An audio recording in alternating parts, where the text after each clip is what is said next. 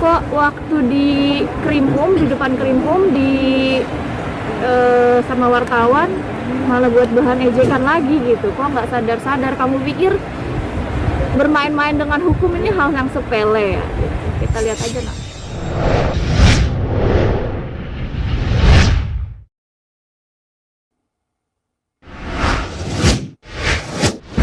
Jadi Pak Haji kan aku udah bilang, kan dari pengacaranya kan terserah tuh mau bilang apa, dia bilang nggak bisa masuk. Sebenarnya dia mau ngomong apa sama seperti lawan aku kemarin,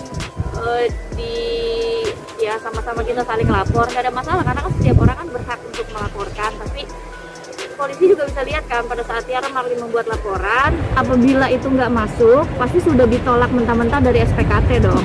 Ini kan sudah ada panggilan pertama, bahkan sudah ada panggilan kedua gitu kan. Jadi nggak mungkin lah dari pihak kepolisian menerima laporan tapi laporan itu nggak masuk, pasti sudah ditolak dari awal harusnya gitu. Kecuali seperti laporan aku yang Medina Zain bilang aku melakukan penganiayaan, kan memang dia ada lebam, aku juga nggak tahu kenapa dia ada lebam, ya pasti diterima karena ada bukti.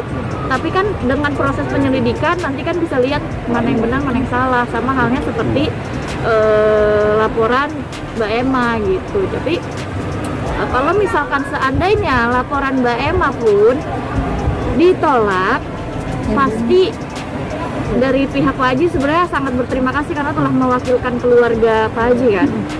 Insya Allah kalau ditolak Pak Haji yang maju. Insya Allah. Karena gimana ya Mbak Tiara Marlin ini sudah terlalu meresahkan orang-orang yang sayang sama Vanessa dan Bibi gitu. Bahkan saya pikir dengan adanya Mbak Emma sudah begini, dia harusnya sadar ternyata kok malah makin menjadi-jadi. Kok waktu di Krimpum, di depan Krimpum sama wartawan malah buat bahan ejekan lagi gitu. Kok nggak sadar-sadar? Kamu pikir bermain-main dengan hukum ini hal yang sepele ya? Kita lihat aja nanti. Ini Kak Ica sendiri sebagai seorang yang dekat sama keluarga Pak Haji juga kan sempat bilang ke pengacaranya bahwa akan menggugat akte Nyagala. Maksudnya akte Nyagala tuh dipalsukan? Siapa yang palsukan? Aku juga bingung tuh gimana sih? Ya katanya Gala itu punya orang lain, bukan akte. Kok memalsukan? Yang buat akte itu kan dari orang tuanya Vanessa dan Bibi. Kok mau buat hoax? Ya terserah sih kalau orang mau buat hoax. Sebenarnya sah-sah aja, saya juga bisa bilang itu Monas punya saya. Bebas. Yang salah nanti yang ada situ dibilang gila. Nah Kak Ica, melihat dari itu kan sekarang rumahnya baru Gala tuh udah mulai rampung ya. Nah untuk desainnya sendiri mungkin Kak Ica kemarin sempat tanya Kak Haji, katanya dapat banyak masukan juga dari orang-orang terdekat. Iya alhamdulillah sih. Dari aku sih ada bagian support di bagian dapur. Terus kemarin ada orang yang ukur buat kamar, aku mau desain kamar tapi ternyata udah Bu Anggi. Terus kayak Masya Allah berebutan gitu untuk desain rumahnya Gala. Bagian sini siapa, di bagian sini siapa. Terus aku udah bilang aku kamar Gala ya, ternyata pas udah ada orang yang ukur, ya kamar Galanya udah di DP-in, udah untuk desainnya. Oh Masya Allah, emang luar biasa gitu. Mungkin desain rumahnya sendiri akan minimalis kah atau gimana?